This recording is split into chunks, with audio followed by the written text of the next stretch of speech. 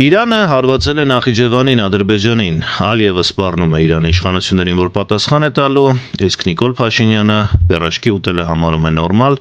մեզ հավաստիացնելով, որ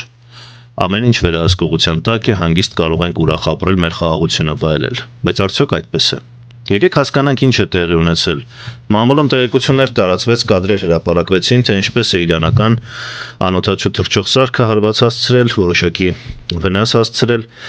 բայց այնուհետև հայտնեցին, որ պաշտոնական շփումներ են եղել Ադրբեջանի Իրանի միջև, իրանական կողմը հերքել է, որ ինքն է դա արել, բայց Ալիևը շտապել է հոխորտալ, բառացիորեն ցիտեմ, որպեսզի հետո հասկանանք ինչի մասն է խոսքը։ Մենք պաշտպանում ենք եւ պաշտպանելու ենք մեր տարածքային ամբողջականությունը։ Ինչպես վերջ դրեցինք Հայաստանի օկուպացիային, այնպես էլ պատրաստ ենք ցույց տալ մեր ուժը ցանկացած չարամիտ ուժի դեմ եւ Իրանում պետք է դա հիշեն։ Տպավորություն է, որ Ալիևը ողջևորվել է, որ Իրանը նման քայլերի է դիմել, ռազմական էսկալացիա է խորանում, կամ իրեն դրել է միամիտի տեղի մոտ տպավորություն է, որ քանի որ Իրանի իշխանությունները հերքել են, ուրեմն կամ Իրանի իշխանություններն են սուտ խոսում եւ փորձել են Ադրբեջանի միջոցով Իսրայելին ԱՄՆ-ին հասկացնել, որ թույլ չեն տա հյուսիսային սահմանների իր դեմ օգտագործել, միաժամանակ հասցնելով հարված նավթագազային հնարավոր տարանցումներին, այսինքն զգուշացնելով, որ այդ քայլին կդիմեն, կամ միտումնավոր ԱՄՆ-ն եւ Իսրայելը կամ նրանց սատարող ուժերը փորձում են կոնֆլիկտ հրահրել Իրանի, Ադրբեջանի եւ դրանով նաեւ Թուրքիայի միջև։ Երկու սցենարն են հնարավոր է,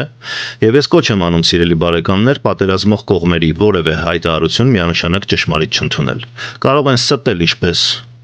ադրբեջանցիները, ինչը նորմալ է, բայց նաեւ իրանական կողմը կարող է ստել պատերազմում,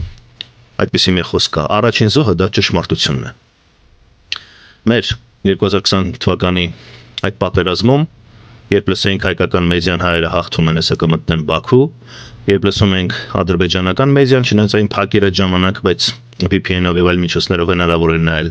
իրենք առանց որևէ լուրջ զոհերի առաջընթաց էին ունենում, ինչ որ իմաստով ադրբեջանական մեդիան ավելի ճիշտ էր, բայց ելի ստեր էր, որ իրենք տարածում էին տարբեր ստեր, տարբեր նկարահանումներ, կեղծ արած, թե ինչպես են հայերը օրինակ խրամատում աղերսում իրենց ներել, մի խոսքով։ Ուզում եմ ասեմ, պատերազմական քրոնիկան դա կեղծիքի քրոնիկա է եւ պետք է մինչեւ ճշմարտությունը վերջնականորեն չհաստատվի, որևէ մեկին չհավատալ։ Օրինակ Խամենեին ասեցին սպանվել է, հետո ասեցին չի սպանվել, իրանական կողմը։ Հետո ընդունեցին, որ սպանվել է, այսինքն մենք տեսանք դեպք, որ իրանական կողմը սուտ է խոսում։ Ճիշտ էր մյուս կողմը, բայց դա չի նշանակում, որ այս անգամ իրանական կողմն է սուտ խոսում, հասկանում եք։ Սա շատ կարեւոր է, բայց այստեղ ես ուզում եմ անդրադառնալ մեր երկրի ղեկավարությանը։ Երբ ես լսում եմ Նիկոլ Փաշինյանի հավաստիացումներին, որ ամեն ինչ օքեյ է, եւ ինքը կարող է պերաշկի ուտել, դուք եք գնացեք պերաշկի ուտեք, եւ գիտեք ինչ եմ հիշում, երբ որ կովիդ էր ամբողջ աշխարհում, տագնապ էր, Նիկոլ Փաշինյանն ինչ էր ասում։ Կովիդն շուննա,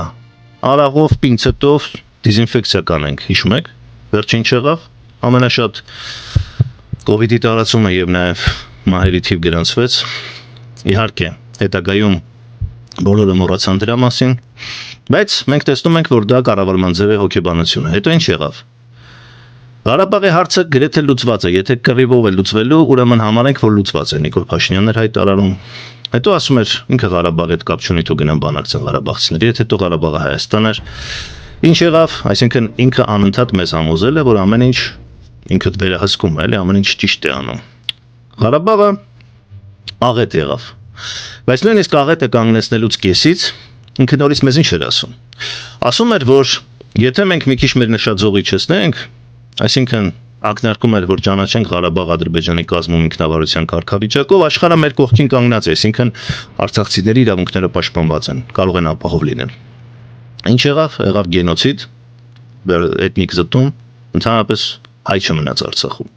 Հիմա սա այսօր մեզ վեր է կացել եւ ասում է, հանգիստ նստեք, պրոբլեմ չկա, երբ որ ռումբեր են պայթում Նախիջևանում, ադրբեջանական զորքերը առաջ են բերում իրենց Իրանի հետ սահմանին, եւ նա կրկին փափուկ բարձ է դրել մեր բոլորի գլխի տակ, եւ ես էլի տագնապալի զգացողություն ունեմ, որ մենք գործ ունենք նույն մարդու հետ։ Եվ այստեղ ես որևէ աշխարհակահաղական ընտրության թեմա չեմ բարձրացնում, որ պետք է պարսկամետ լինել, Այդ թեման ես առանձին մի հատ մեծ հաղորդում կանեմ, հա։ Իմ դիրքորոշումը կապված այաթոլաների հետ, ես այաթոլաներին եւ Իրանին առանձին եմ դիտում եւ ճիշտ եմ համանում, որ այաթոլաները հրաժարվեն իրենց մեծապետական քաղաքականությունից, որը այսօր բերել է աղետ այդ երկրին։ Բայց դա առանձին թեմա է։ Ոչ էլ ռուսամետություն, ոչ մի բան։ Ես ուղղակի ուզում եմ հասկանալ մեր երկրի ղեկավարությունը։ Այս անգամ էլ է մեզ փորձանքի բերելու, թե չէ։ Ես չունեմ այդ վստահությունը։ Ես տեսնում եմ նույն ինքնասիրահարվածությունը, ինքնահավանությունը եւ ժողովրդին փափուկ բարձ դնելը։